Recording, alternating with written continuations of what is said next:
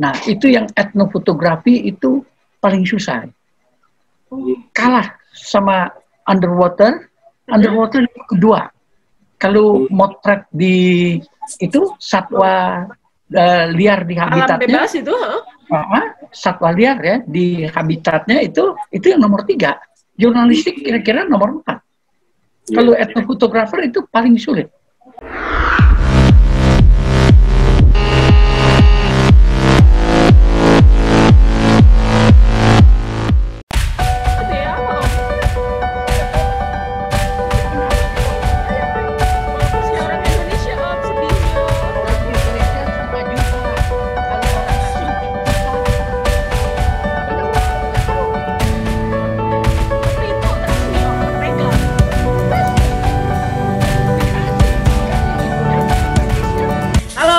Selamat sore Sobat Explore, kembali bertemu dengan saya Trisni. Di siang hari yang cerah ini kita akan berbincang-bincang dengan seorang legend yang tentunya sudah tidak asing lagi bagi kita. Beliau adalah seorang pendaki gunung profesional, orang Indonesia pertama yang menyusuri pegunungan di Himalaya, juga seorang fotografer profesional. Dan beliau juga seorang etnofotografi. Apa sih etnofotografi? Nanti kita bincang-bincang dengan bintang tamu kita sore ini yang tentu saja tidak asing lagi dan sahabat kesayangan kami, Om Don Hasman. Halo Om Don. Senang rasanya ya bisa jumpa lagi dengan Om Don. Gimana Om? Hari ini suasana hati baik ya Om? Alhamdulillah, saya tadi aja hujan, tapi sudah berhenti, aman. Sobat Explore, ya. Sore ini rencananya saya dan Bang Jali dari Explore Media akan diajak oleh Om Don Hasman jalan-jalan. Coba Bang Jali, kita mau jalan-jalan ini siang hari ini. Kita mau jalan-jalan ke bumi Papua. Wah, ngomong-ngomong Bang Jali pernah ke bumi Papua nggak? Pernah sekali. Saya belum pernah. Diajak, ini juga diajak. Om Don, bisa cerita nggak Om?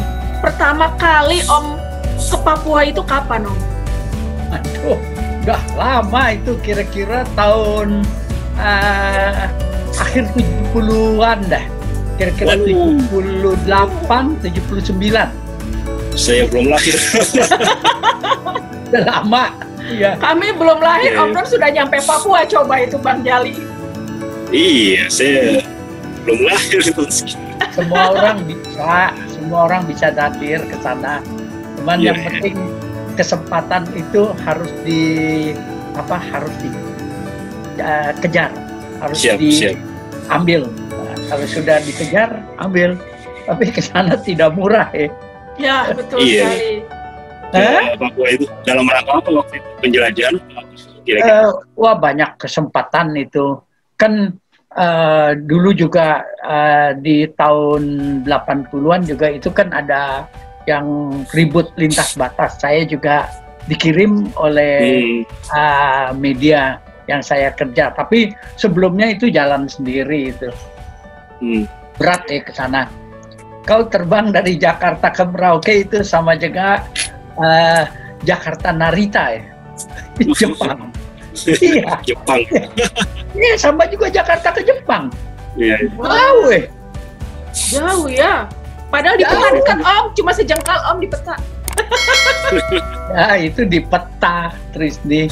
Tapi ke sana betul-betul sangat istimewa untuk khususnya Indonesia Timur ya. Bukannya Papua aja. Tapi kalau Papua menurut saya itu sangat istimewa. Om waktu di Papua, ke Papua nih, Om kan menginjakan kaki di bumi Papua. Om ngapain aja Om di sana Om? Oh, banyak macam. Motret utamanya sambil jalan. Ya. Nah. Dan kalau udah motret ya dibagi-bagi, jangan cuma dinikmati sendiri. Jadi kayak saya bisa menikmati foto-foto ya Om ya? Iya. Berikut ceritanya. Kalau cuma datang kita nikmati sendiri terus disimpan sendiri, itu sayang egois banget itu. Nah, jadi sobat waktu itu foto Sobat Explore, Om Don Hasman ini seorang etnofotografi. Jadi, pokoknya fotografi itu sudah Om Don Hasman banget deh gitu ya. Nah, Om bisa cerita nggak ke sobat-sobat Explore, apa sih yang dimaksud dengan etnofotografi itu, Om? Mungkin sebagian teman-teman banyak yang kepo, ya kepo, ingin tahu apa sih etnofotografi itu, Om? Terus terang itu, Trisni, itu istilah kepo aku pernah dengar tapi nggak tahu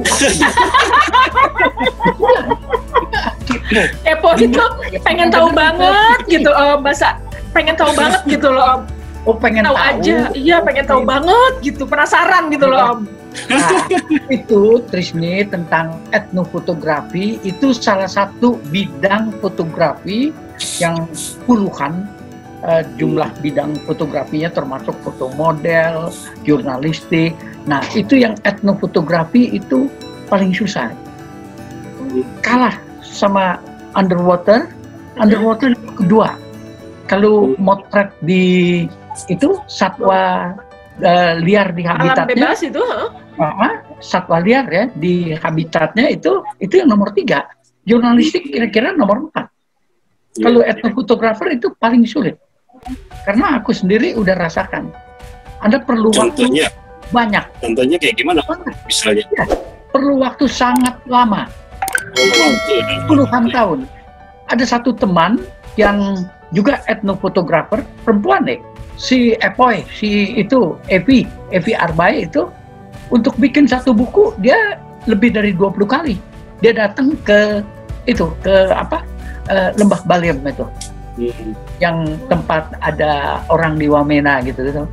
Itu 20 kali. Sekali pergi itu rata-rata di atas 20 juta itu dia habis. Gitu. Jadi untuk bikin buku itu dia habis kira-kira 2 miliaran itu.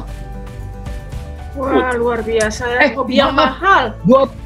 Bukan itu. 200 juta. Dia, 20 juta itu. Jadi 1/4 miliar dia habis tuh. Nah, itu yang paling gila, yang kalau mau tahu orang yang paling hebat itu melampaui semua orang yang ada di Indonesia itu Ebi, yang orang Palembang itu. Itu dia 9 tahun dia keliling Indonesia itu, pakai biaya sendiri, jual ruko segala macam itu, 4 miliar lebih dia habis itu. Ya, yang bukunya laris manis itu ya, Om ya, yang betul. Nanti kalau Trisni datang itu boleh pinjam, dan untuk pertama kali mungkin aku akan minta dibuat surat perjanjian. Selama ini tidak pernah dibikin surat perjanjian buku itu balik atau enggak, karena itu buku-buku kira-kira kalau 100 lebih itu udah hilang itu, udah dipulangin sama teman. Iya. Mau bilang apa? Ya udahlah. Jadi Trisni, tentang etnofotografi itu sebuah bidang fotografi, jurusnya ini dia khusus mempelajari kehidupan keseharian manusia di tempatnya. Jadi bukan di tempat lain. Jadi mengamati ya, Anda mendokumentasikan semua kegiatan kesehariannya.